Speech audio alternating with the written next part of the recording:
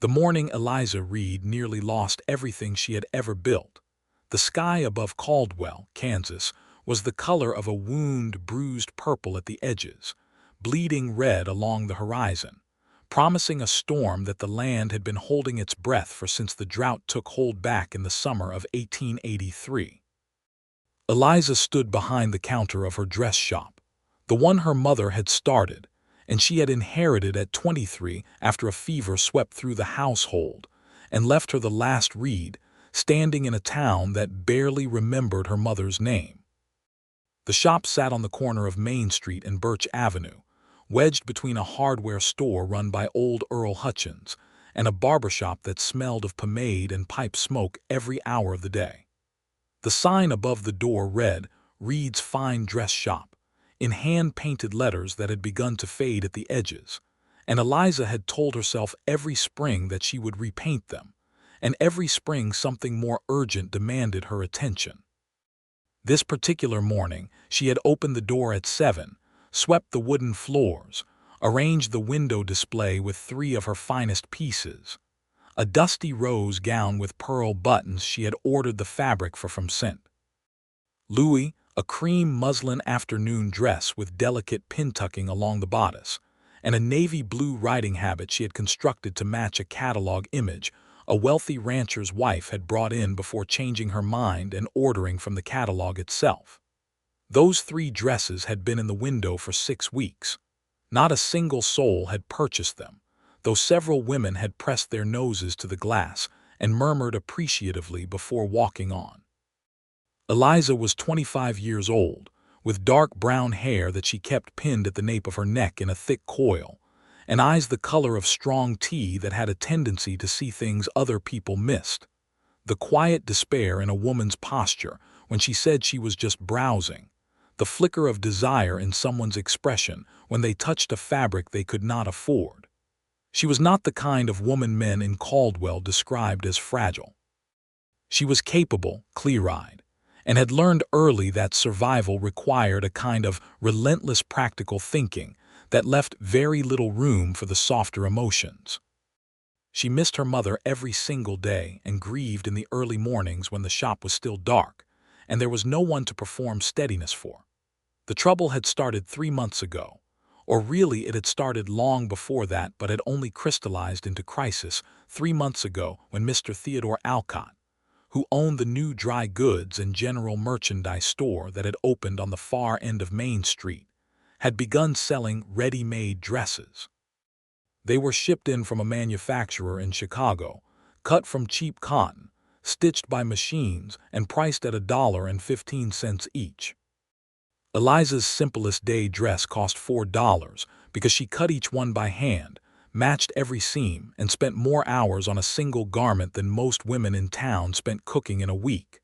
She could not compete with a machine, and the women of Caldwell, many of them struggling with their own household budgets under the dry summer and falling cattle prices, had begun choosing practicality over craftsmanship.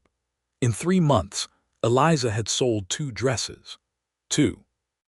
The rent on the shop was $11 a month, due on the 1st, and September the 1st was 7 days away.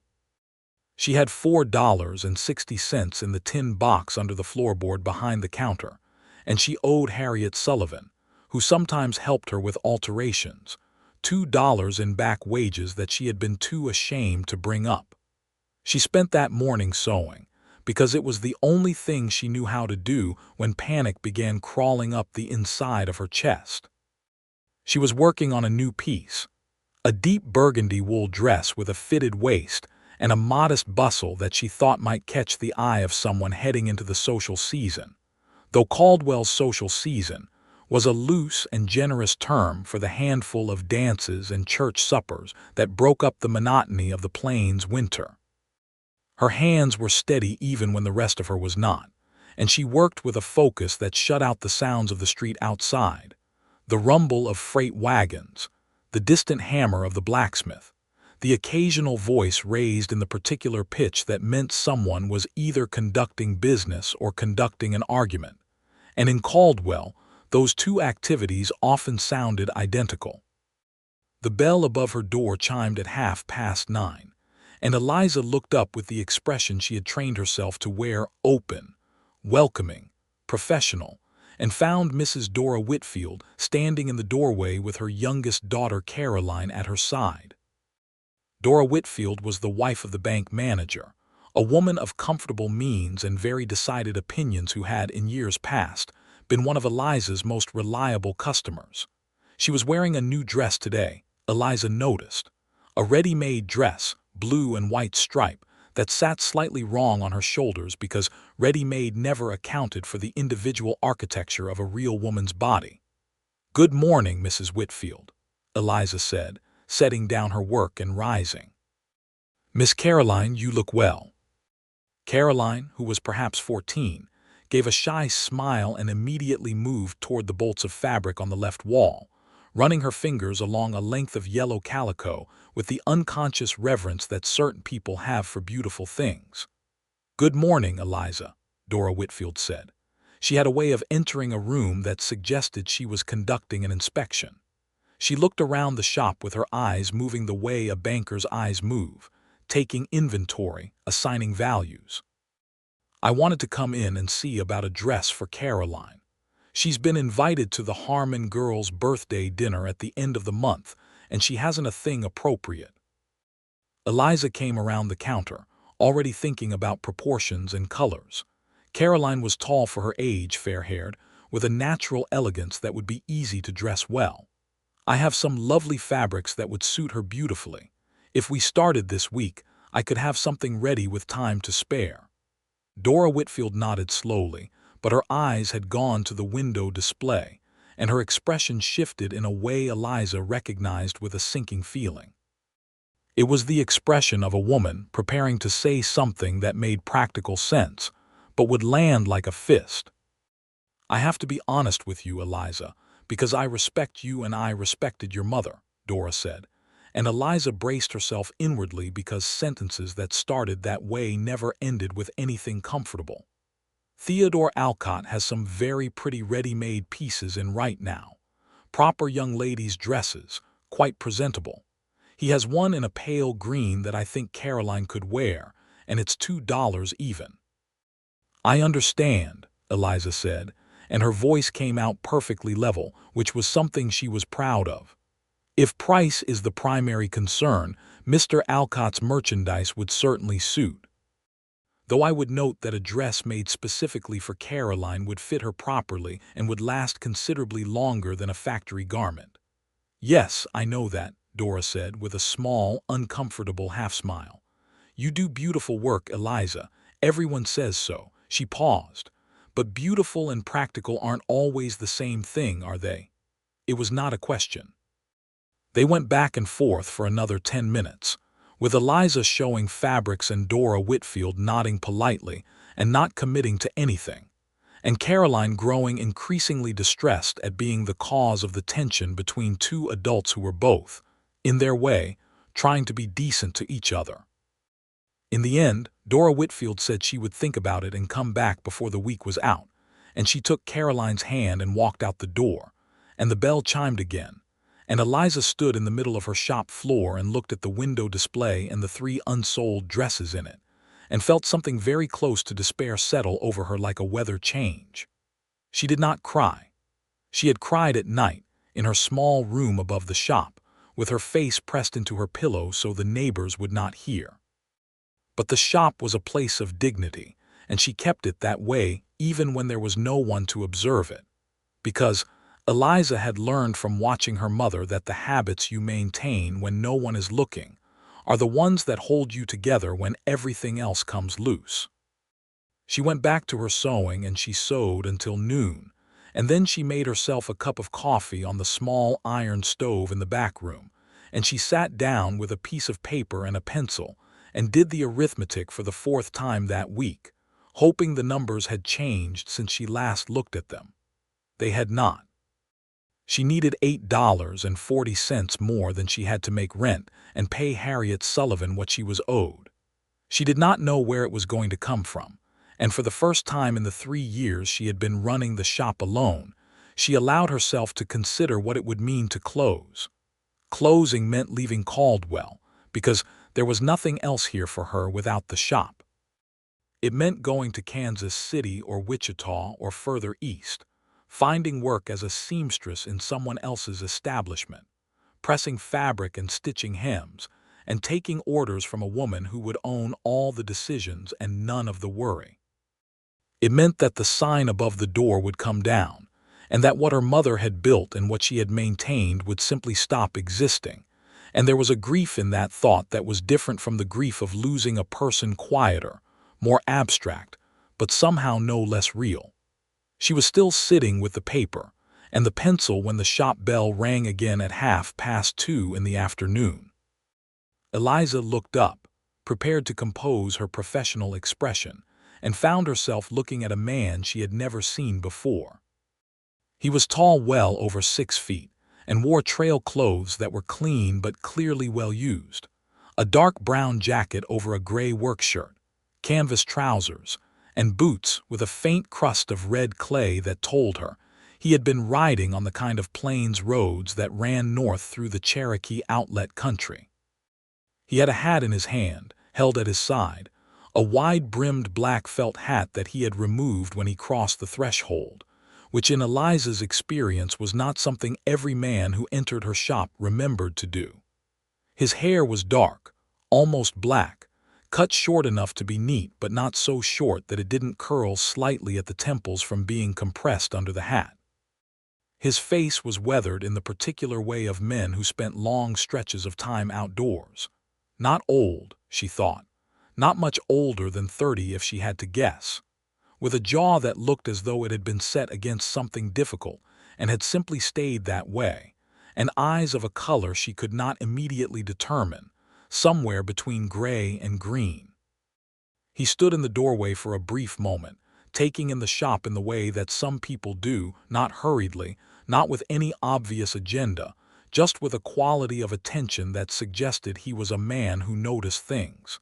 Then he stepped inside and the bell settled, and the shop was quiet again. "Afternoon," he said. His voice was low and unhurried and came from somewhere in the chest, not a Kansas accent or not entirely. There was something in it that had been shaped by different geography further west, Eliza thought, or further south. Texas, maybe. A lot of the cattlemen who came through Caldwell were Texas men. "Good afternoon," Eliza said, coming to the counter. "Can I help you with something?" He looked at the window display, the dusty rose gown, the cream muslin dress, the navy riding habit, and then he looked at the rest of the shop, the bolts of fabric on the side wall, the half-finished burgundy dress on the dress form near the back, the glass-fronted case where she kept her small collection of trimmings, ribbons, and buttons. He was quiet for a moment. Not an awkward quiet, but a considering one. "These dresses in the window," he said. "Are they spoken for, or are they for sale?" "They're for sale," Eliza said. "All 3. He looked at the window again. "What are you asking for them?" Eliza told him $6 for the muslin afternoon dress, $7.50 for the pink gown, $8 for the riding habit on account of the quality of the wool and the hours of construction. He nodded once as though she had told him the price of grain. "I'll take all 3. Eliza held very still for a moment. In 3 months she had sold 2 dresses. In 3 seconds a stranger had bought 3. "I'm sorry." "All 3, he said again, patiently, as though perhaps she had not heard him the first time. "The ones in the window, I'll take the lot." "They're 3 very different garments," Eliza said, because her brain had decided that what this situation required was clarification. "Different sizes, different styles. They're not really, I understand that," he said. He reached into the inside breast pocket of his jacket and drew out a worn leather wallet. "Are they for sale or not?" "They are," Eliza said. "Yes, they are for sale." He counted out the money exact to the cent and laid it on the counter between them. $21.50. Eliza looked at it for one long second, at the careful arrangement of the coins and the folded bills, and felt something move in her chest that was embarrassingly close to relief, so intense it hurt. She began carefully removing the dresses from the window display, wrapping them in brown paper and twine, taking more time than was strictly necessary because her hands had started to tremble slightly, and she did not want him to see that. He waited. He was very good at waiting. She could feel him standing near the counter without any impatience, without any of the fidgeting or watch-checking that men usually exhibited in dress shops, where they were most often out of their element and anxious about it. When she had wrapped all 3 packages and set them on the counter, she looked up at him and said, "Should I make these out to an address, in case they need alterations?" "No need," he said. "All right," she hesitated. Her professional courtesy required her to ask for a name for her records, and she had a small receipt book that she used to record every transaction. "I'll just get your name for my receipt." He was picking up the packages, tucking them under one arm with a practiced ease, and at her words he paused briefly, then looked at her with those gray-green eyes. "Don't need a receipt," he said. "It's for my records," Eliza said. "Just a name." He looked at her for a moment in a way that was hard to interpret, not unkind, but closed, like a door that was latched but not locked. "Keep the records without it," he said. "Enjoy the afternoon, ma'am." He settled his hat on his head, tucked the brown paper packages more securely under his arm, and walked out of the shop.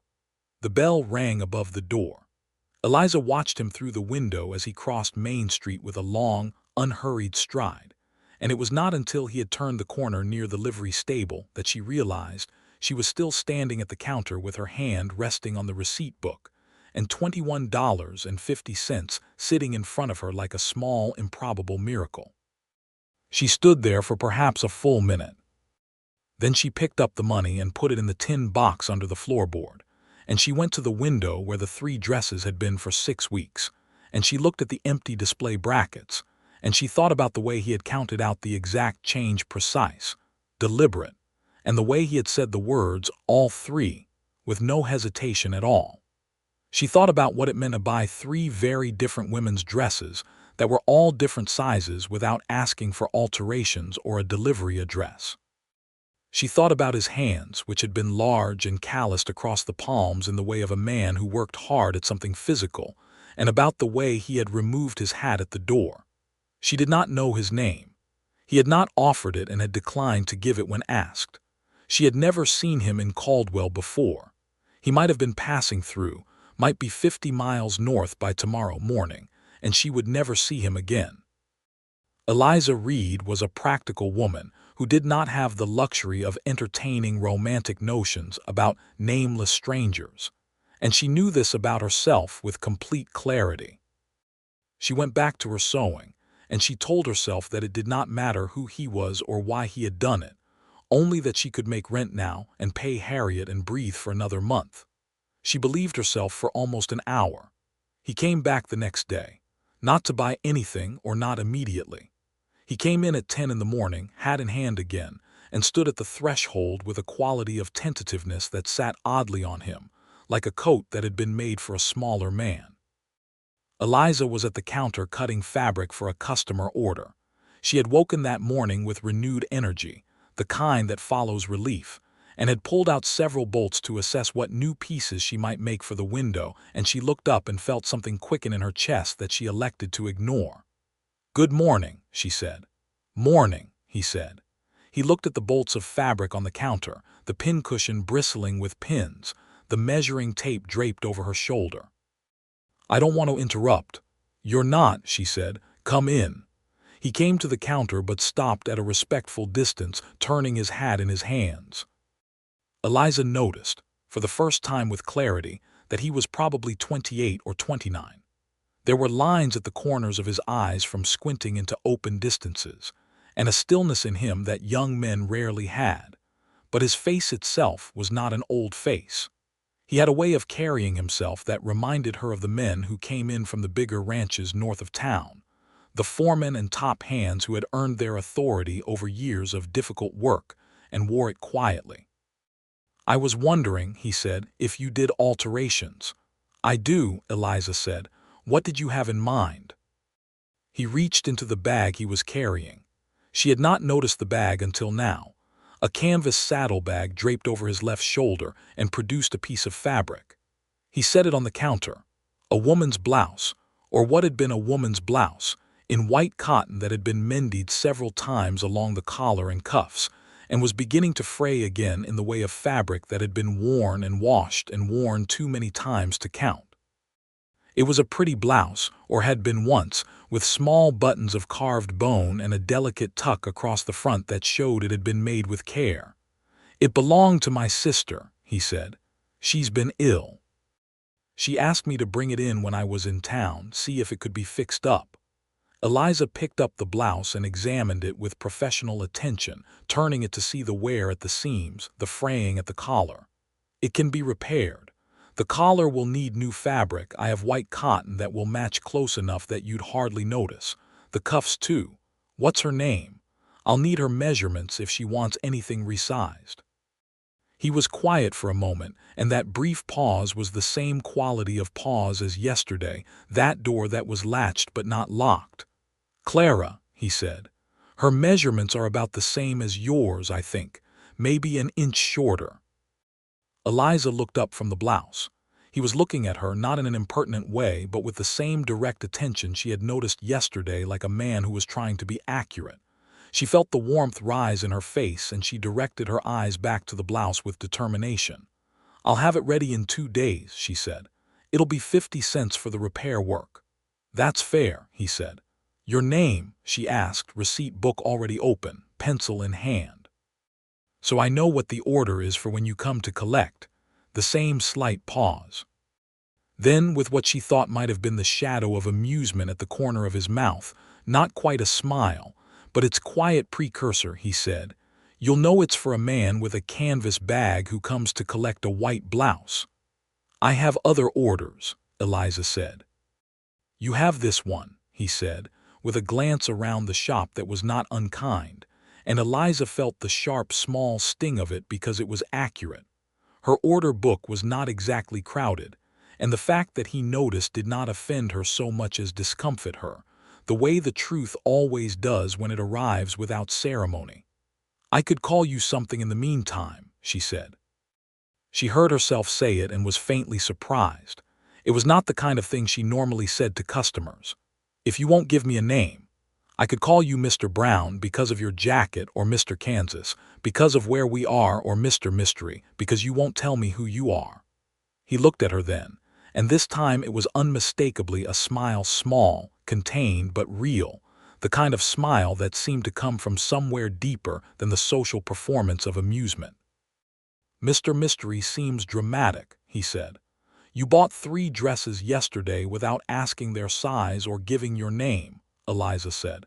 "Dramatic seems appropriate."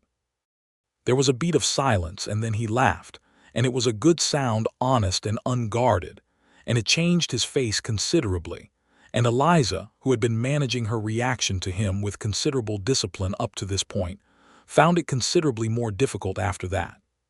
"Fair enough," he said, and then he put his hat back on, touched the brim briefly with 2 fingers in a gesture of farewell, and left. Eliza stood with the worn white blouse in her hands, and the receipt book open to a blank line where a name should have been, and looked at the closed door for a moment, and then wrote, "White blouse repair man with canvas bag." She spent the rest of the morning altering the blouse, and it was some of the finest small repair work she had done in months, careful, considered, each stitch placed with an exactness that she recognized, in her more honest moments, was not entirely professional dedication, and was at least partly the knowledge that he would see it. He came back 2 days later, as she had said the blouse would be ready, and this time he was not alone. The woman with him was small, perhaps 5 years younger than Eliza, with fair hair and a face that was thin from illness, but had been pretty and would be pretty again when health returned to it. She walked with a slight careful quality that suggested she was recovering from something that had taken more from her than she had expected to give, and she leaned occasionally on the arm of the man, who was clearly her brother in the way that siblings share certain gestures even when they share no physical resemblance, a way of tilting the head when listening, a pattern of stillness. "This is Clara," he said when they came through the door. Clara smiled, and it was a warm, curious smile. "My brother tells me you're the best seamstress in Caldwell," she said. "He must not have spoken to many people in town," Eliza said, which made Clara laugh and made the man look at the floor briefly in a way that suggested he was managing the same smile he had managed before. Eliza handed Clara the blouse, and Clara turned it over in her hands and ran her fingers along the new collar work, and her expression changed in the way that people's expressions change when they find something better than they expected. "This is beautiful work," she said, genuinely. "You've matched the fabric almost exactly." "Almost," Eliza said. "The original cotton had been washed more times than mine has, so it's a shade whiter. You'll see it if you look for it." "I'm not looking for it," Clara said. She clutched the blouse to her chest with the particular tenderness of a person recovering from illness who has been away from their own things. "Thank you. Your brother paid when he brought it in," Eliza said. "He always pays for everything before anyone can argue," Clara said, with the tolerant exasperation of a sister. She glanced at her brother with a look that contained entire conversations Eliza was not privy to, and then she looked back at Eliza with a different kind of attention, the warm, assessing attention of a woman who is looking at the friend she thinks her brother should have. "I was hoping I might commission something while I'm here. For when I'm properly well. I've been in bed for 4 months, and I intend to emerge in something that makes people look twice." This made Eliza genuinely like Clara almost immediately, which she suspected was very possibly Clara's intention. "I think we can arrange that," she said, and she brought out the bolt of soft green cotton she had been saving, and Clara ran her hand over it and made a small delighted sound, and they fell into the kind of conversation that happens between women over fabric, easy, specific, full of small shared understanding. And through all of it, the man who had no name stood near the door and turned his hat in his hands and looked out the window at Main Street with a patience that seemed to be his native state.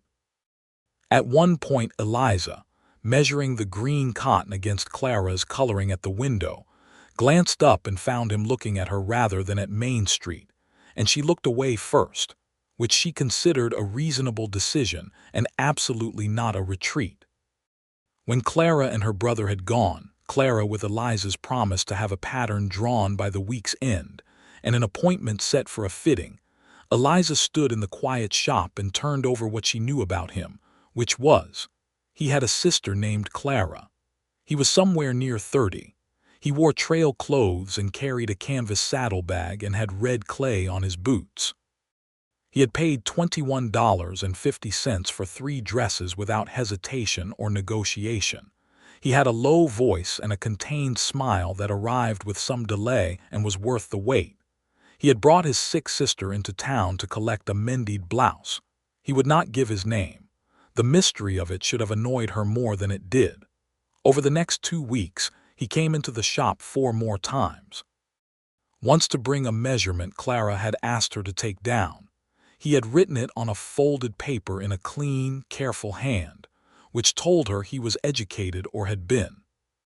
Once to ask if she had any fabric suitable for a man's shirt, which surprised her, and she showed him what she had, and he chose a good quality gray flannel and paid for a length of it without asking her to make it up, which meant he intended to sew it himself or have someone else do it.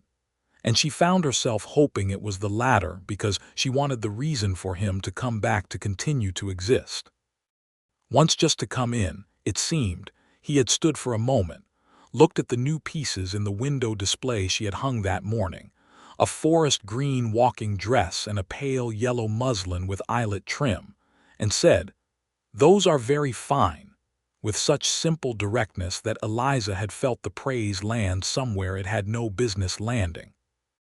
Once to ask if she knew of a decent boarding house that took long-term lodgers, and she had told him about the Sullivan place on 3rd Street, which was Harriet Sullivan's mother-in-law's boarding house, and had given him the rate and he had thanked her. Long-term lodgers.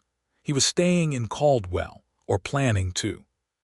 Eliza woke at 5:30 in the morning 3 days after that last visit and lay in the dark above the shop, and had a very serious conversation with herself about the nature of practical women and nameless strangers. The conversation was thorough, and contained several excellent points about the importance of maintaining professional distance and the inadvisability of developing romantic feelings for a man who would not tell you his name. She concluded the conversation by getting up and going downstairs to start the stove and begin work before first light, because sewing was an excellent antidote to most of the things that could go wrong with a person's inner life.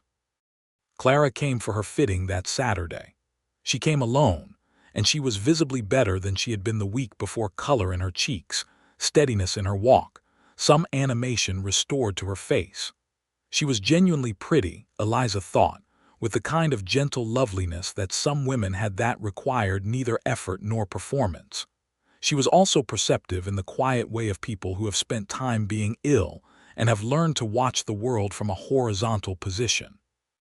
The fitting went well. The green cotton dress was coming along beautifully, with a fitted bodice and a slight flare to the skirt that would suit Clara's small frame.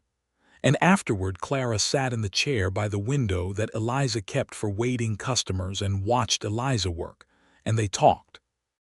They talked the way two women of approximately the same age talk when they discover they are the kind of people who can be direct with each other about the town, about the drought, about the difficulty of the year, about Eliza's mother and the shop, about the fever that had laid Clara low since spring. "Where are you from?" Eliza asked, at a natural pause in the conversation. "Texas originally," Clara said, "near Abilene, but my brother has been running a ranch further west for the past several years." She paused, and there was something careful in the pause. "We came east because I needed a doctor and the ranch is too remote. He hasn't said when we'll go back." "What does he call his ranch?" Eliza asked, keeping her voice idle. Clara smiled, and there was a knowing quality to it. "Do you know, I'm not sure I should answer questions about my brother when he has so conspicuously declined to answer them himself." Eliza looked up from her pinning and met Clara's eyes, and felt the color rise in her face, and said with great dignity, "I'm asking about the ranch." "Of course you are," Clara said pleasantly, and would not be moved. On a Wednesday in mid-September, one of those mornings that Kansas produces in the fall that are so clear and cool they feel like an apology for the brutal summer, Eliza was setting a new piece in the window, the burgundy wool dress she had finished the week before, which she had hung with a small brooch at the collar that belonged to her mother, a small oval of dark amber that she thought set the color off beautifully, when she saw him across the street. He was standing outside the hardware store talking to Earl Hutchins, and Earl was gesturing with the expansive arm movements he used when he was describing something technical about land or equipment, and the man, her nameless customer, Clara's brother, Mr. Mystery, was listening with his head slightly tilted and his thumbs hooked in his belt, and the morning light was coming in at an angle that turned everything it touched to gold, and Eliza stood with her hand on the window display bracket and watched him for a moment with the sensation of a woman who has been telling herself something firmly and regularly, and has just discovered that the telling has not worked as well as the effort she invested in it. He looked up. It might have been coincidence, might have been the peripheral awareness of people who are sensitive to being watched. Whatever it was, he looked directly across the street and through the glass and found her, and they looked at each other across the distance of Main Street for a moment that lasted considerably longer than courtesy required. Then Earl Hutchins said something that required a response, and the man turned back to the conversation, and Eliza finished placing the burgundy dress in the window and went back to the counter, and her heart was beating as though she had been running. She was helping a customer with a ribbon order at noon when the shop bell rang and he came in. The customer, Mrs. Annie Price, was a regular who had been deliberating between a green silk ribbon and a blue velvet one for the better part of 10 minutes, and Eliza continued to hold both ribbons up patiently while giving the arriving customer a brief glance of acknowledgement. He stood by the window display, looking at the burgundy dress she had hung that morning. He looked at it the way a person looks at something they recognize as fine, not with the casual assessment of a potential purchaser, but with the focused attention of someone who understands the work behind the thing. He looked at the amber brooch, and then at the precise way the bodice had been constructed, and Eliza watched him look at it while appearing to be entirely focused on Mrs. Price's ribbon dilemma. Mrs. Price chose the green silk, paid, and left, and Eliza set the blue velvet ribbon back in the case and looked at him. "That's a beautiful piece," he said, nodding at the burgundy dress. "Thank you," she said. "Is that the brooch from your mother?" Eliza went still. He was looking at her now, not the dress, and there was something in his expression that was different from his usual careful containment. Something softer, more direct, the door not just unlatched but slightly open. "How did you know that?" she said. "Clara mentioned it," he said, "that you told her about it when she was here Saturday. She said you wore it sometimes and it reminded you of her." The fact that he had remembered a detail his sister had mentioned in passing, a detail about Eliza, about something Eliza had said, sent a warmth through her that she had no reasonable defense against. She looked back at the dress. "I thought it suited," she said, keeping her voice even. He came to the counter, and he stood there for a moment in that way he had present, considered, not in any hurry about whatever he had come to say. Then he said, "I owe you my name." Eliza looked up. "Joseph Kendrick," he said. He said it steadily, looking at her, as though it were a thing he had thought about how to say. "I run the Kendrick spread, about 40 miles west of here, near the Cimarron. I came east because Clara needed the doctor in Wichita, and I stayed because she wasn't recovering as quickly as she should, and Caldwell is a decent place, and Dr. Fielding is near enough." Eliza held his gaze for a long moment. "Joseph Kendrick," she said, and his name in her mouth felt like something unlocking. "Why didn't you tell me sooner?" Something moved in his face, a complexity she couldn't entirely read. "I've been careful for a long time," he said, "about who I am and where I am. There are reasons for that. Most of them are less interesting than you'd think." A pause. "But I've been coming in here enough that it seemed dishonest not to introduce myself properly." "You came in 4 times before today," Eliza said. "5, he said. "You weren't here the second Wednesday. Harriet was minding the counter."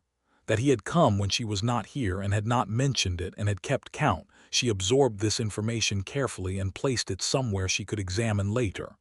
"Well," she said, "now I can write your name in the receipt book." "Now you can," he said. And that small, contained smile appeared again, and Eliza Reed, who had been managing her feelings about this man with great professionalism and no success whatsoever for nearly 3 weeks, decided that she was tired. "I was about to close for the midday hour," she said. "There is a restaurant 2 blocks down that makes a very decent beef stew, if you have no prior engagement." It was forward by the standards of 1883 Caldwell, Kansas. It was the kind of thing that could be talked about. Eliza knew this and said it anyway, because she was 25 and had spent 2 years being practical and self-contained, and she was tired of both things, and because the way he had remembered about her mother's brooch had dismantled something in her that she hadn't known was still standing. Joseph Kendrick looked at her for a long moment, and the smile that had been lurking at the corner of his mouth moved into something fuller and warmer, and he said, "I have no prior engagement." They walked to Hanson's restaurant, which was the decent place on 3rd Street that had tablecloths on 3 of its 4 tables, and served a midday meal that was simple and well-made, and they sat across from each other in the good fall light that came through the front window, and they talked. They talked for an hour and a half.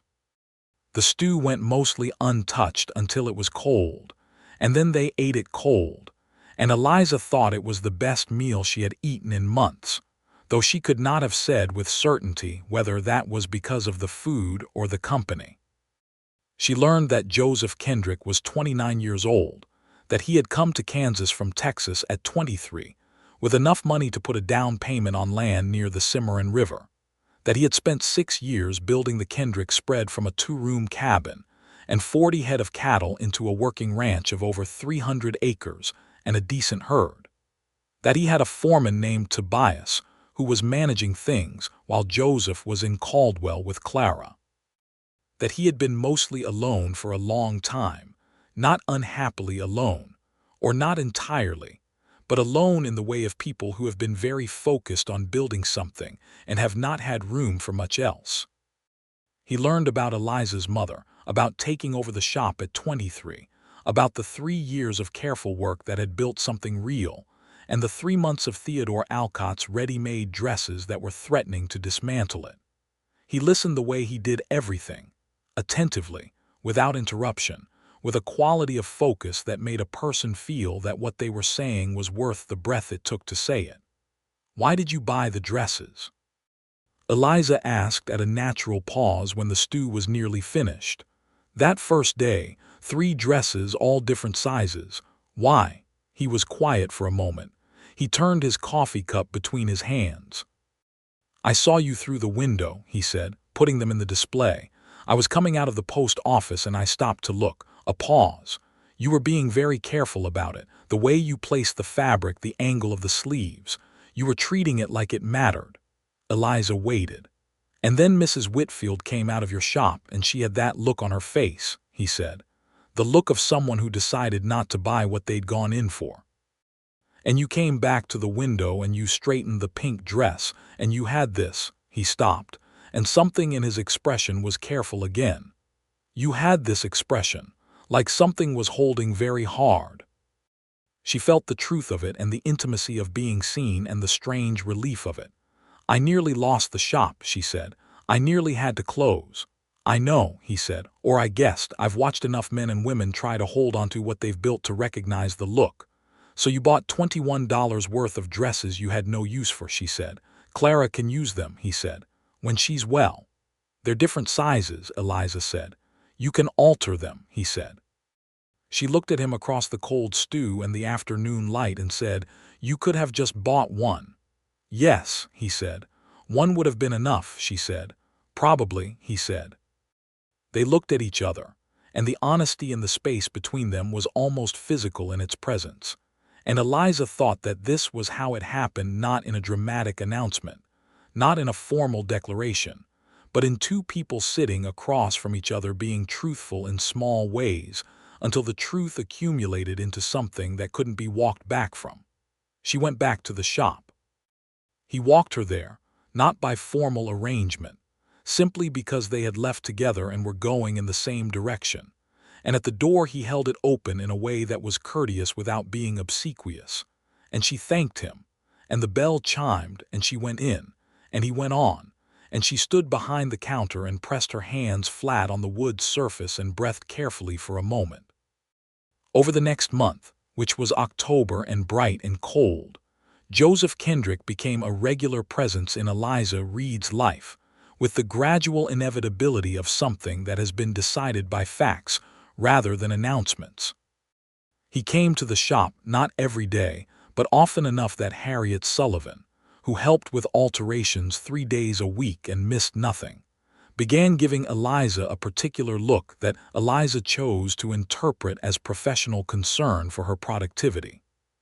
He brought Clara in for her second fitting, and then her third, and the green cotton dress was finished and fit Clara beautifully, and Clara put it on in the back room and came out with a look of uncomplicated joy on her face that made Eliza's eyes sting briefly before she got them under control. He brought in the gray flannel he had bought weeks ago, neatly folded, and asked if she would make a shirt from it after all, giving his measurements in a calm, matter-of-fact recitation that Eliza wrote down with a steady hand and a very focused attention to the tape measure. He took her walking on Sunday afternoons. This had begun with a suggestion, properly made, that there was a stretch of the river road north of town that was pleasant in autumn, and Eliza had agreed with the casualness of a woman making a reasonable social decision, and absolutely not with the internal sensation of a person saying yes to something they have wanted to say yes to for some time. The walks became regular. They walked along the river road and through the edge of town, and out onto the flat golden prairie that spread from Caldwell in every direction with the particular vast indifference of the Kansas plains.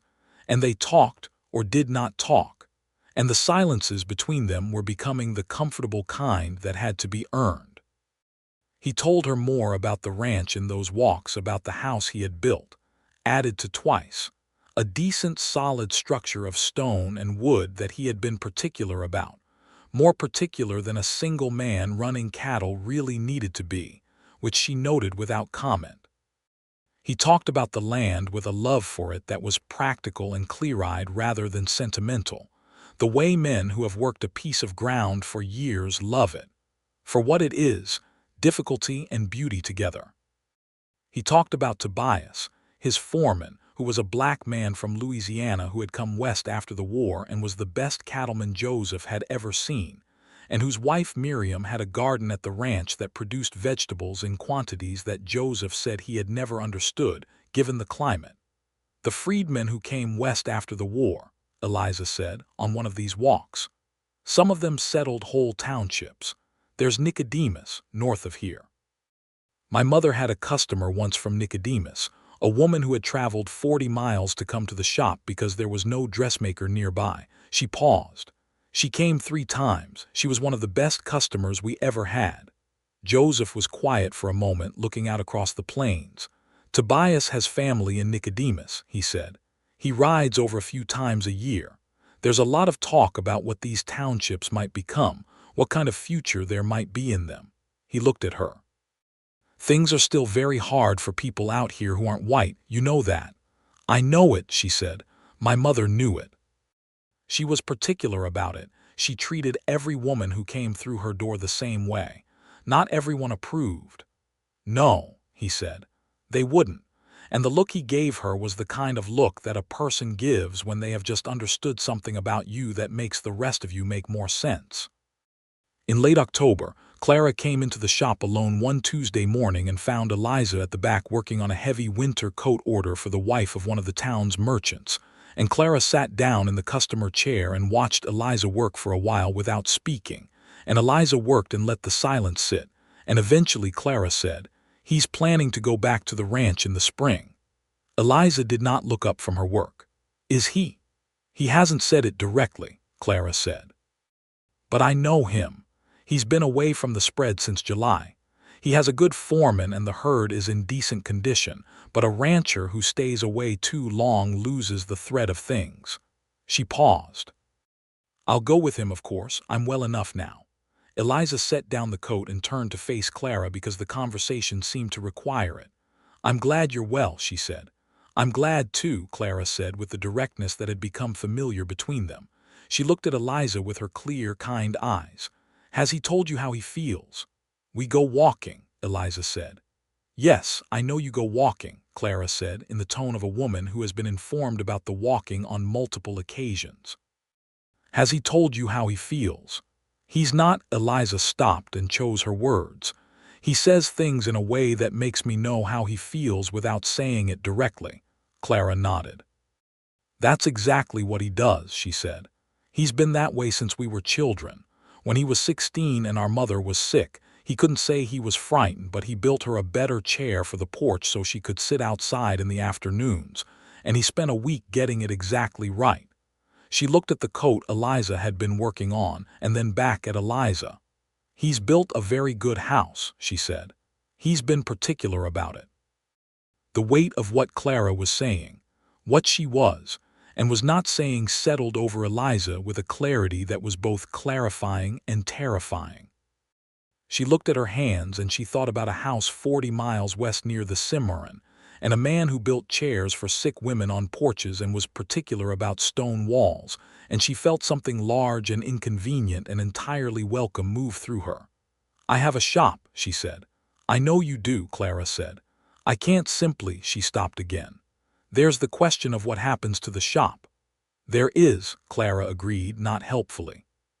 She stood up and smoothed her skirt, the green cotton dress, which she wore often and which fit her better than anything ready-made ever had. "I just thought you should know about the spring," she said.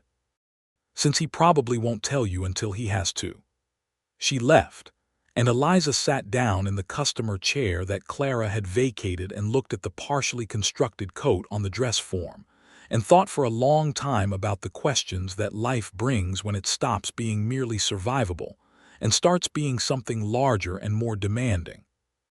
He came that Sunday for their walk, and they went out along the river road in the late October cold, their breath visible in the air, the cottonwood trees along the water stripped to their bones and beautiful in that stripped way, all silver-gray bark and reaching structure. The sky was enormous, the way Kansas skies are in autumn, and the light had the particular quality of late afternoon on the plains, long and golden and slightly heartbreaking. They had been walking for 20 minutes in a comfortable silence when Eliza said, "Clara tells me you're planning to go back to the ranch in the spring." He looked at her, and there was that contained expression, not closed, not hiding, but careful. "She told you that?" "She tells me things," Eliza said. "Your sister is a person of considerable conviction, and she exercises it on your behalf." He was quiet for several steps. "I need to go back," he said. "The spring calving, the herd through winter, there are things that need a rancher's attention that a foreman can only manage for so long." "I know," Eliza said. "Clara will come with me," he said. "She's well enough." "I know that too." A pause. They walked. The river moved beside them, shallow and cold, bright where the afternoon light hit it. Eliza watched it and waited, and the waiting was a kind of courage. "I don't want to go without asking you something," Joseph said. His voice was level, but there was a quality to the levelness that she had learned to read, the deliberate steadiness of a man who is feeling something large and is managing it with great care. She turned to look at him. He stopped walking. He was looking at her with those gray-green eyes, and the expression in them was open in a way she had not seen it before, the door not just unlatched but standing wide, and she felt the vertigo of it, the particular vertigo of being fully seen by someone who sees clearly. "I am not a man who is good at the kind of speeches that this kind of moment probably deserves," he said. "I know that. But I've been thinking about what I want to say for some time now, and I think the honest version is better than a more prepared one." He paused. "I have thought about you every day since I came into your shop. I have found more reasons to come back than any reasonable customer requires. I have listened to everything you've told me and wanted to know more. I think you are one of the finest people I have ever met, and I think the shop is beautiful, and I think you are beautiful, and I think that if I go back to the Cimarron in the spring without asking you to come with me as my wife, I will spend the rest of my life making a very specific kind of regret." The river ran beside them. The cottonwood branches moved in the cold air. Eliza looked at him and felt her whole chest open up like a window thrown wide into clean morning air. "I have a shop," she said. Her voice was soft. "I know," he said. "I've been thinking about that too. Caldwell is 40 miles from the ranch. It's a day's ride. There's no dressmaker nearer than Wichita in the direction of the Cimarron. There are towns growing up along that stretch of country, small ones but real ones, with women who would value what you do and have no access to it. Clara would say the same." He paused. "I'm not asking you to give up what you do. I'm asking if you might do it somewhere different, somewhere I can be near you." Eliza was quiet. She looked at the river. She thought about the sign above the door that needed repainting every spring. She thought about her mother's shop and her mother's amber brooch on the burgundy dress. She thought about the tin box under the floorboard and the 3 weeks she had nearly lost everything, and the man who had bought everything in the window and never told her his name. She thought about what her mother would say, who had been a practical woman and a romantic one, and had never seen those things as contradictions. "I would need to think about the shop," she said. "What to do with it. I couldn't simply close it." "No," he said. "I know that. Harriet Sullivan has been helping me for 2 years, she said. "She knows the work. She might consider taking it on." "She might," he said. Eliza looked up at him, at the afternoon light on his face, at the openness in his expression that was still there, steady and patient as everything about him. "Joseph Kendrick," she said. "Eliza Reed," he said. "Yes," she said. He reached out and took her hand, and his hand was large and warm and calloused across the palm, and held hers with a gentleness that was entirely deliberate. And they stood on the river road in the October cold, with the cottonwoods above them and the big Kansas sky overhead, and the river talking quietly beside them. And Eliza thought that she had never in her life felt so precisely in the right place. The weeks that followed had a quality of richness and density that Eliza had not expected. She had thought that once a decision was made, the terrain would become simpler, but instead she found it had become more complex and more beautiful in equal measure, which seemed right. There were practical things to attend to, and she attended to them with the same focus she brought to her sewing, and the practical things and the other things braided together into a single strand. She spoke to Harriet Sullivan about the shop the following Tuesday. Harriet was a woman of 40, capable and exacting, who had been mending and altering clothes for most of her adult life and who had, Eliza knew, always had the secret ambition of something more than piecework. She told Harriet about her plans in plain terms, and she watched Harriet's face move through surprise and consideration and arrive at something that looked carefully like excitement. "You'd sell me the business," Harriet said. "I'd arrange terms," Eliza said. "You don't have to pay it all at once. I know what the shop earns. We can work out a fair agreement." Harriet looked around the shop at the counter where she had stood so many times, at the window display, at the dress forms along the wall. "I'd keep the name," she said. "Reed's. Your mother started it." Eliza felt something settle in her chest, quiet and final and good. "I think that would be right," she said. They arranged the terms over the next 2 weeks, with the help of Mr. Alcott at the bank, which was somewhat ironic, Eliza thought, given that Theodore Alcott's ready-made dresses had been part of what drove her toward this moment. But life had a habit of being ironic without being unkind. The terms were fair to both of them, and Harriet Sullivan, who had worked steadily and carefully in someone else's shop for 2 years, would have a shop of her own. Joseph came with Eliza when she signed the papers, standing beside her with his hat in his hands, and afterward they walked back down Main Street in the sharp November air, and he held her arm through his, and she was aware of the eyes of the town on them. Caldwell was not large enough to conduct any major life event without it being noticed, and found she did not mind. The announcement of their engagement was made at the First Methodist Church social in late November, which was the most efficient way to tell everyone in Caldwell simultaneously, and the reaction was warmly approving. Clara cried, which she then denied with considerable spirit. Earl Hutchins pumped Joseph's hand for approximately 30 seconds and told him he was a lucky man, and Joseph said he knew it, and Eliza rolled her eyes slightly in a way that only Clara saw and that Clara found entirely delightful. They were married in December, on a clear cold day when the frost made the prairie grass silver, and the sky was the deep blue of fine winter mornings. The ceremony was at the First Methodist, small and simple, with Clara and Harriet Sullivan as witnesses and Dr. Fielding and his wife in attendance, and a handful of the women who had been Eliza's regular customers, who came in their best dresses, and 1 or 2 of them were wearing Eliza's work, and she noticed it and was moved by it. Eliza wore the burgundy wool dress from the window display, altered slightly at the bodice to fit her exactly, with her mother's amber brooch at the collar. She had spent 3 evenings altering it herself, working by lamplight with particular care, and when she was finished and stood in front of the small mirror in her room above the shop, for the last time in that room, the last morning she would wake above the shop, she thought the dress was the finest thing she had ever made. Joseph, when he saw her come down the aisle, did not perform any of the conventional expressions of a man seeing his bride. He looked at her in the way that he looked at everything that mattered, with full attention, with steadiness, with his face open and unguarded. He looked at her as though she were both the thing he had expected and the thing that surpassed everything he had expected, which was, Eliza thought, exactly the right way to be looked at. "You wore it," he said quietly when she reached him, meaning the burgundy dress. "Of course I wore it," she said. "It's the best thing in the window." And he smiled, the full warm smile that she had first seen in her shop weeks ago, and the minister began the words, and Eliza Reed became Eliza Kendrick, and the frost caught the light outside the church windows, and everything was very still and very clear.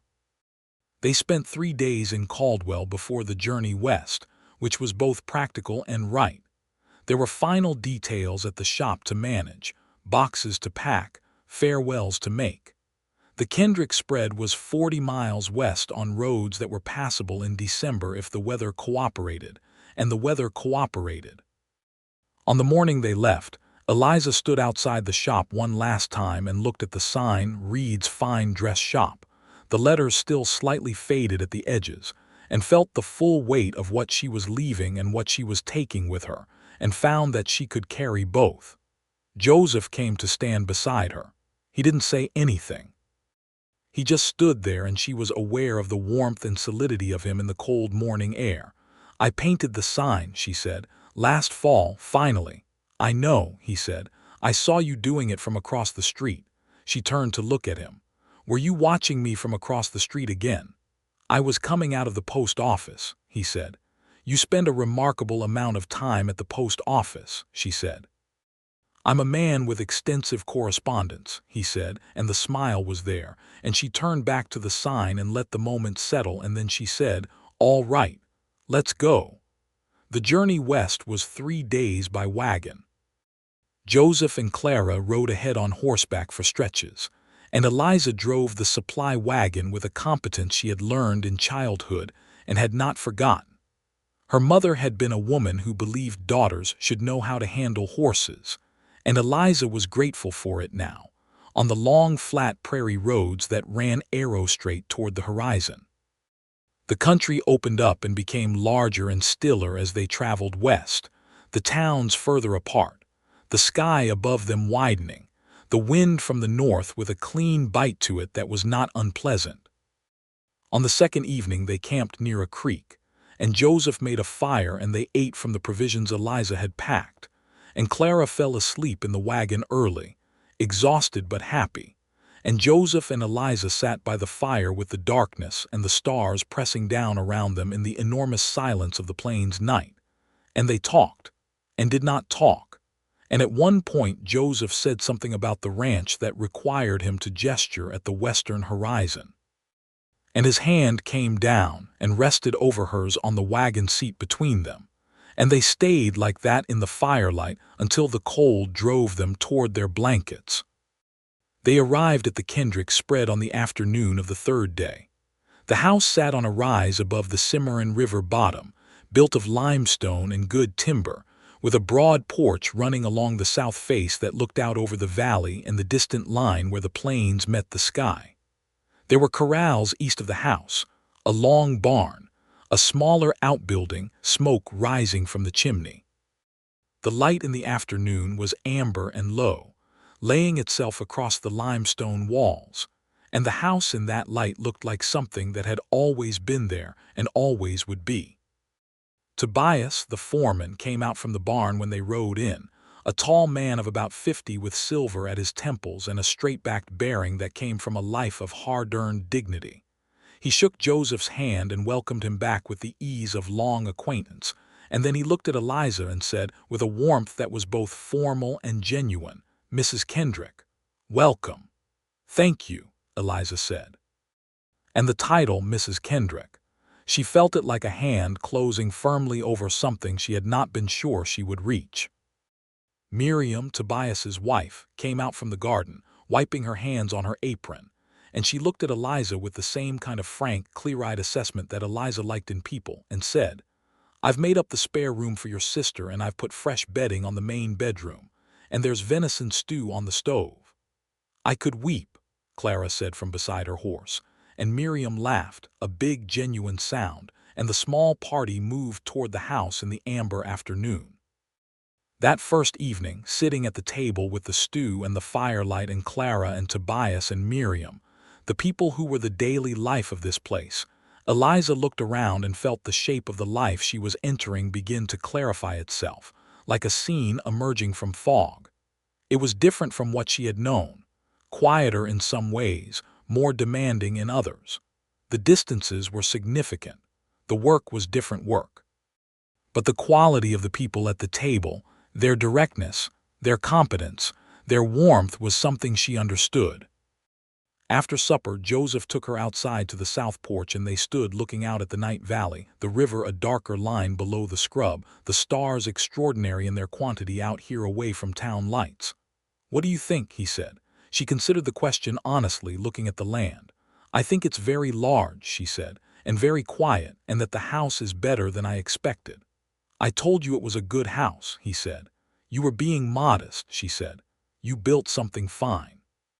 She paused. "You've been particular about it." He was quiet for a moment, and she knew he understood what she meant. Clara's story about the chair for their mother, the long hours on this stone house, the attention to something that was built with more purpose than a single man would strictly require. "There's a room at the back," he said, "off the east side. I use it for accounts and records, but it has good light north and east windows, good for close work." He looked at her sidelong. "I thought you might want it." She looked at him. "For sewing." "For a workroom," he said. "There are women in the settlements along this stretch of country, not many, but growing. Tobias says there's a new family settled 10 miles north and another south toward the river bend. There'll be more. A woman who can do what you do." He stopped. "It wouldn't be a shop, but it might be something." She thought about the women in the settlements, the distances between them and the nearest town, the particular want she had seen in women's faces when they touched a fabric they loved. She thought about what it meant to be the only person for miles who could look at a woman and see what she needed and build it with her hands. "Show me the room," she said. He showed her, and she stood in the doorway with a lamp and looked at the north and east windows and the quality of the afternoon light she could imagine coming through them in the morning. And she thought about the bolts of fabric she had packed in the supply wagon and the tools of her trade that were now sitting in crates in the barn. And she thought about her mother, who had started a dress shop in a small Kansas town because there was a need for what she could do, and she thought that need did not stop at town limits. "It's a good room," she said. "I thought so," he said. She looked at him in the lamplight, at the person who had walked into her shop and bought everything in the window without giving his name, and come back the next day with a white blouse and a sister and a patient, careful manner that had dismantled every practical defense she had constructed against exactly this kind of happiness. She stepped forward and kissed him, not gently, not tentatively, but with the conviction of a woman who has made her decision and arrived at the place she was going. He kissed her back with his hands on her face, and the lamp casting its amber light on the stone walls of the room that would be her workroom, and somewhere outside the ranch settled into its evening sounds. And this was where the life they were making together became, in the most definitive sense, real. January on the Cimarron was cold and still, with days so clear that the light on the snow-covered plains had a quality almost unbearable in its beauty. Eliza learned the rhythms of the ranch, the early rising, the particular quality of work that was always physical and always consequential, the way weather governed everything and required a kind of attention she had not previously given to the sky. She rode with Joseph in the mornings when there was not snow on the ground, learning the boundaries of the land, the names of the horses, the difference between a healthy animal and one that needed watching. She was not a rancher and did not pretend to be, but she was a quick learner and she did not shy from the work, and Joseph watched her learn with an expression of barely concealed pride that she occasionally caught, and that she found she did not want him to stop. Her workroom took shape through January. She unpacked her tools and her fabrics, hung the bolts on the wall in the order she preferred, set up the dress form that had stood in the Caldwell shop for 3 years, and that she had brought because it would have been wrong to leave it. She put her mother's amber brooch on the window ledge, where the winter light hit it in the afternoons and turned it to fire. Miriam was her first customer.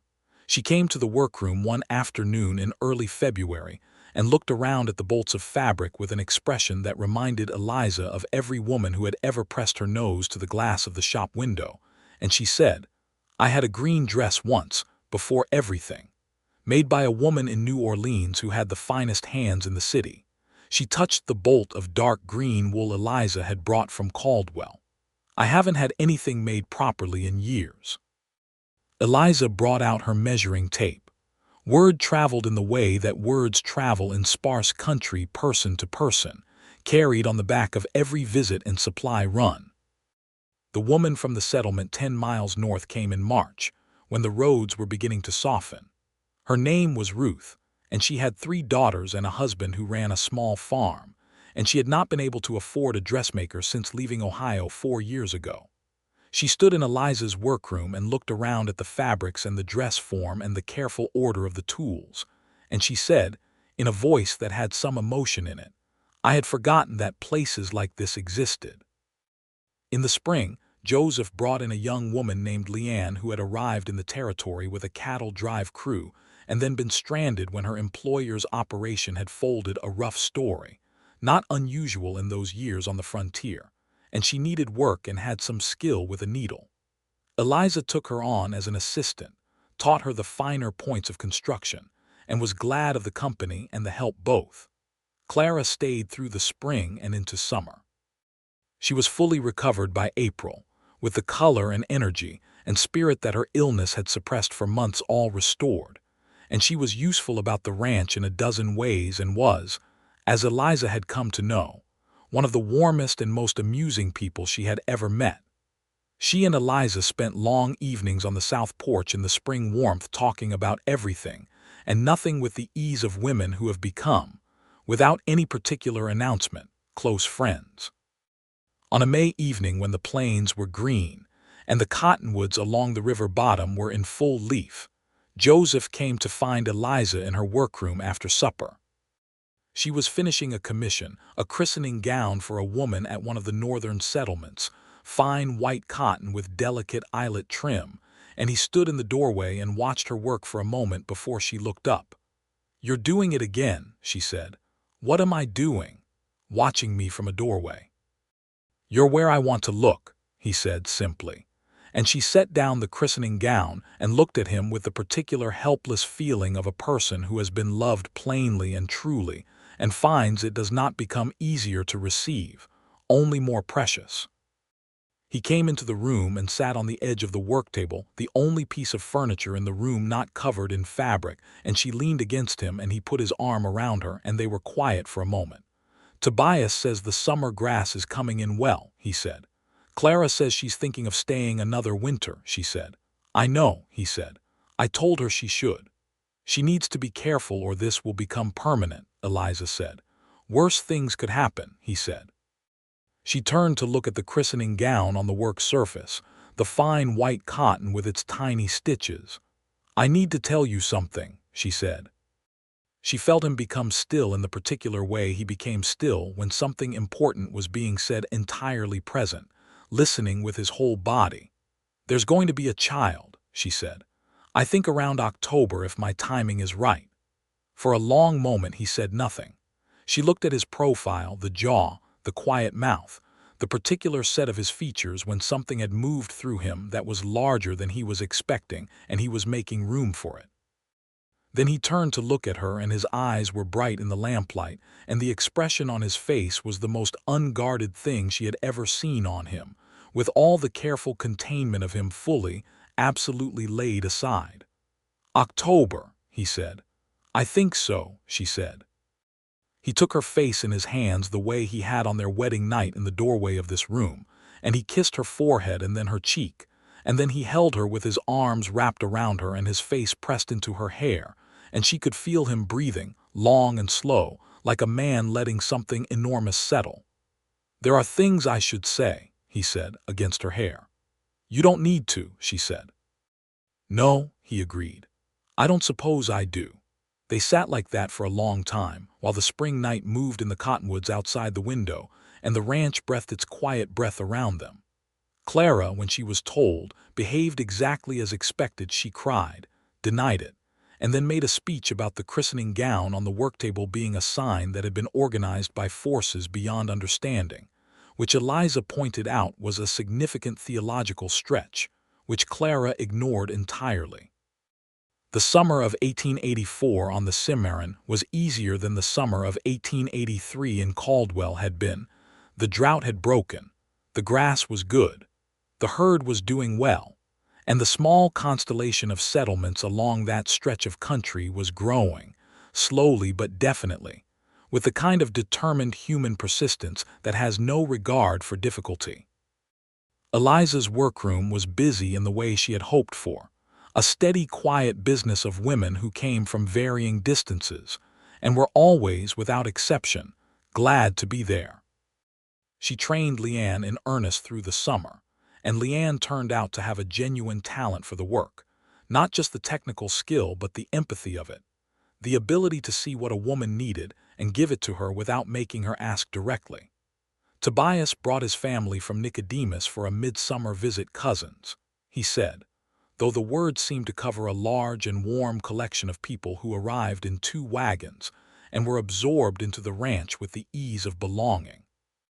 There was a celebration on the flat ground east of the barn, with a fire and food and music played on instruments that were carried between them, and Eliza sat beside Joseph on the porch steps and watched it all and felt the particular satisfaction of a life that was turning out to be larger and more full than she had known how to hope for.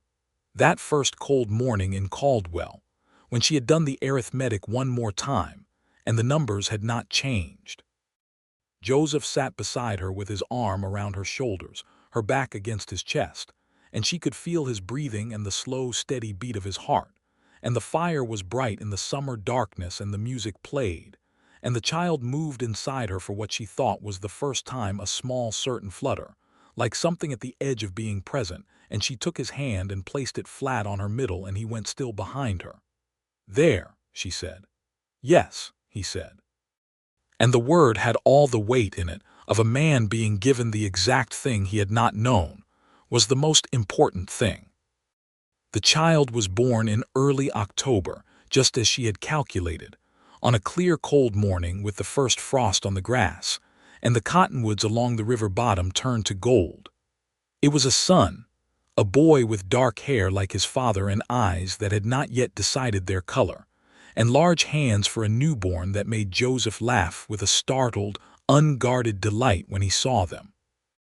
Clara stayed the night before and the day of, and Dr. Fielding, who had made the 40-mile ride at Joseph's request, was calm and capable and said that both mother and child were in excellent health, which was what he said, and which Eliza already knew, and which Joseph needed to hear.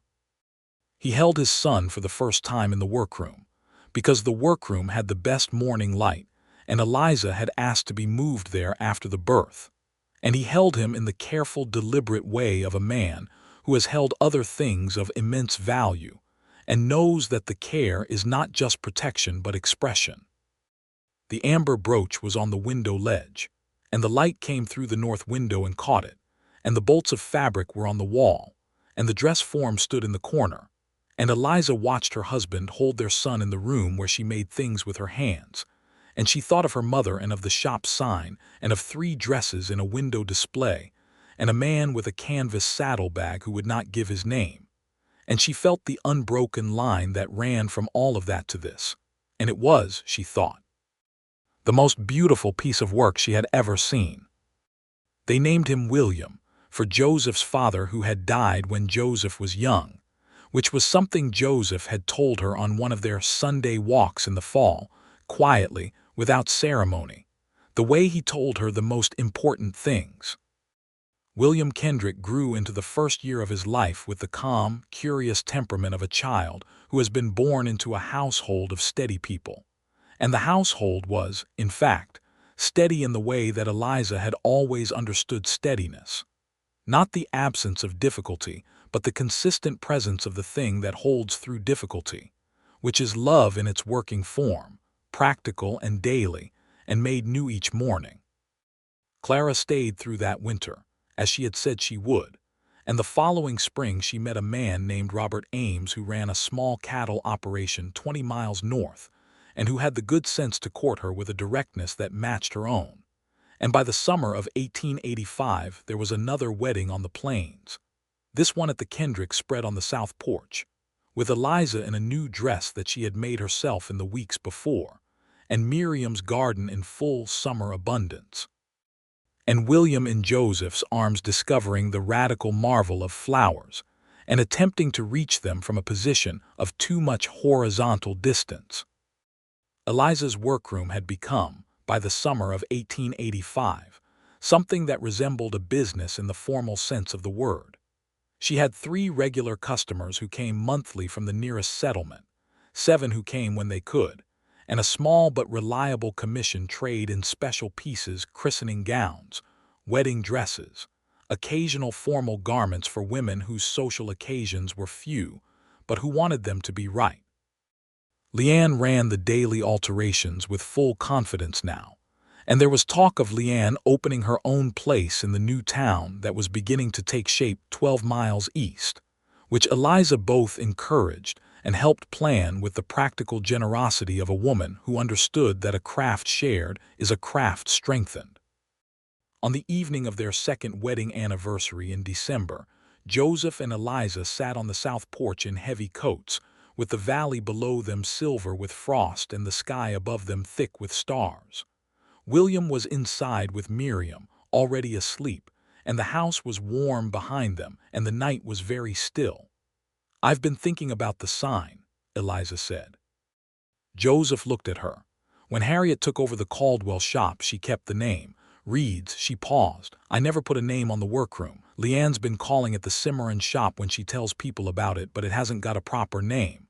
"What are you thinking?" he said. "Reed and Kendrick," she said. "Or Eliza Kendrick Custom Dress Work, something that puts both parts of who I am in the same place." He considered this. "I like the first one better," he said. "Reed and Kendrick. Sounds like a firm." "It is a firm," she said. "Small one. Getting larger," he said. She looked at the frost on the valley and thought about the women who came along the ranch road to her workroom, the conversations she had over measuring tapes and fabric selections, the accumulated small transactions of need and skill and trust that made up the work. She thought about how it had started in a corner shop in Caldwell with a mother who believed in doing things well, and how it had moved through drought and near failure, and a nameless stranger's extravagant kindness, and a hand held on a river road, and a marriage and a child and a ranch on the Cimarron, and how it was still, at its core, the same thing it had always been: a woman with capable hands and a clear eye, building something for other women with what she had. "Reed and Kendrick," she said. "Good," Joseph said. He took her hand. His hands were still large and calloused across the palms and warm in the December cold, and she held on. 2 years, she said. 2 years, he agreed. She leaned her head against his shoulder, and they sat in the December night looking at the frost and the stars. And inside the house, William slept with his large infant hands relaxed open, and the fire burned, and the amber brooch was on the window ledge of the workroom, catching no light now in the dark, but there in the dark all the same, waiting for morning. She thought of the day, 2 years and some months ago, when she had stood in the empty window display of the Caldwell shop and looked at the brackets where 3 dresses had been, and felt something that was close to the end of hope. She thought of the man who had stood on the other side of the glass without her knowing it, watching her be careful with a dress placement, in a way that mattered to him for reasons she had only understood gradually, over weeks of Sunday walks and midday meals and conversations that went longer than the food did. She thought about the fact that he had bought everything in the window without ever saying his name, and that the namelessness of it had been, in retrospect, entirely characteristic, not an evasion but a form of caution, the long habit of a man who had learned to be careful about what he gave away until he was certain of the ground. Then he had come back and come back again, and each return had been a small increment of the door opening, and eventually the door had been standing wide, and here they were. "Joseph," she said. "Huh," he said. He was nearly at the edge of sleep himself. She could hear it in the syllable. "The day you came in and bought the window display," she said. "What would you have done if I hadn't said anything? If I'd just taken the money and let you walk out?"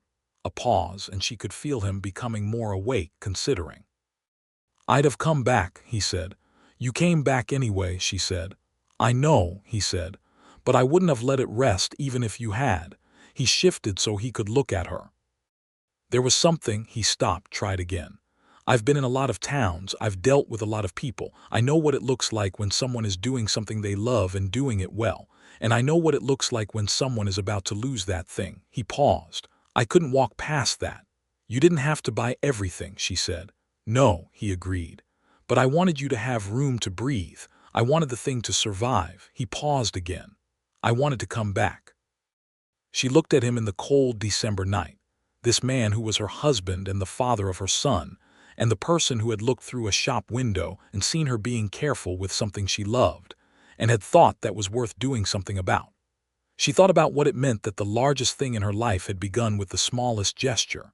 A man setting coins on a counter in exact amount, scooping up 3 brown paper packages, and walking out without leaving a name. It had been enough. Not the money, exactly. The money had been the mechanics of it, the practical gear by which the larger thing had turned. What had been enough was the quality of attention behind it. The seeing, the understanding that something was worth preserving, that someone was worth coming back to. "I'm glad you came back," she said. "I know," he said. And his arm tightened around her shoulders, and the stars were very bright above the Cimarron, and the frost lay still on the valley grass, and the house behind them was warm and full of the life they had made. And Eliza Reed, who was Eliza Kendrick, who was both and always would be both, leaned into her husband's side and felt the complete settled rightness of where she was, and the night held them in its enormous quiet, and it was enough. In the years that followed, the Kendrick spread grew by measured degrees. More land acquired when adjacent parcels came available. The herd expanded with careful attention to breeding stock. The house added to a second time, a room for William, and eventually for the daughter who followed 2 years later.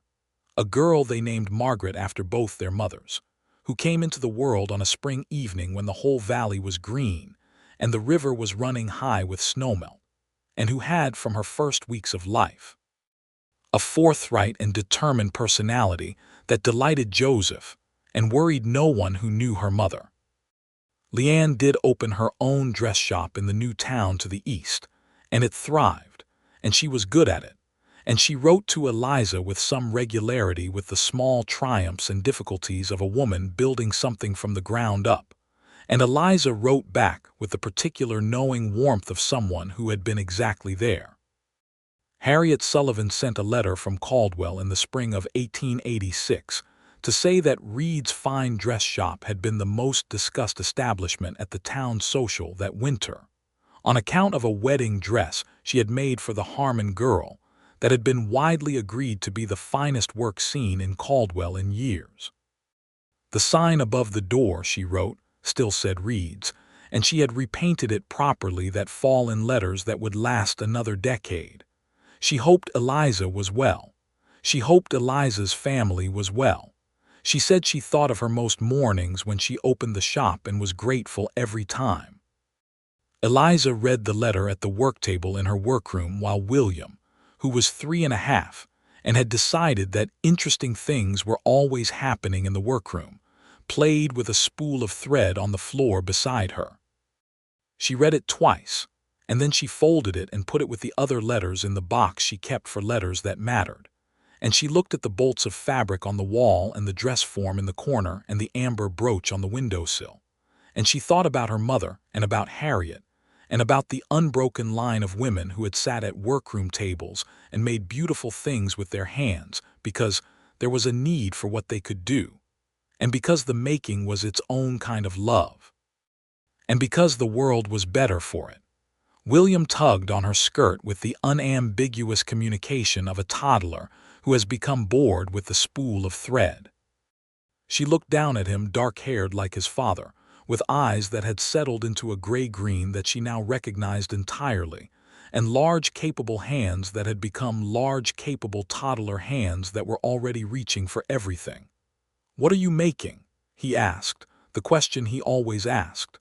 "Something fine," she said, which was the answer she always gave. He considered this with the seriousness of the very young, and then he went back to the spool of thread, and Eliza turned to her work, and the morning light came through the north and east windows in the way she had always known it would, and fell on the fabric and the tools and the amber brooch. And across the yard she could hear Joseph in the corral with Tobias, their voices quiet and purposeful in the good morning air. And the baby, Margaret, was asleep in the house, and William was beside her. And the work was in her hands, and everything, every lost dress shop morning and sleepless night, and hard arithmetic and nameless strangers' impossible kindness, and Sunday walk in the October cold. Every single thing that had brought her here was resolved and whole, and the day was open before her, and she was entirely, entirely home.